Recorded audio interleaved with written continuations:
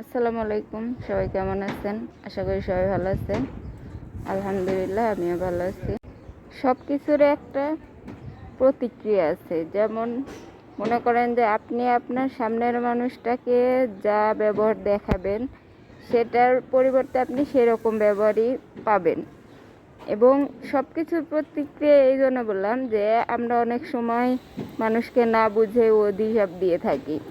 আসলে সেই মানুষটা যদি সেই অভিশাপ পাওয়ার যোগ্য না হয়, যেমন আপনি জানেন না যে লোকটা এই কাজ করেছে কিনা, না জেনে তার সম্পর্কে অভিশাপ দিয়ে ফেললেন, কিন্তু যদি সে সেই কাজটা না করে থাকে, তাহলে দেখা যাবে যে আপনার ওই অভিশাপ আপনার দিকেই ঘুরে আসবে।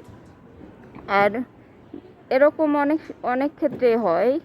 আর একটা কথা সেটা হইতেছে যে মানুষ যেমন মানুষের সাথে ব্যবহার দেখায়, যেটা প্রথমে বললাম, যে আপনি আপনার সামনের মানুষটার সাথে যেরকম ব্যবহার দেখাবেন, সামনের মানুষটাও ঠিক সেরকম ব্যবহারই আপনাকে ফেরত দিবে। আপনি যদি কারোর সাথে হেসে কথা বলেন, তাহলে সামনের মানুষটা কিন্তু আপনার সাথে রাগ করে কথা বলতে পারবে না। আর আপনি যদি কারোর সাথে রাগ করে কথা বলেন, সেই সামনের মানুষটা কিন্তু আপনাকে হাসি দিয়ে কথা বলবে না। হয়তো তার মনে কষ্ট পেলেও সে তার মুখে কখনো হাসি দিয়ে কথা আসবে না।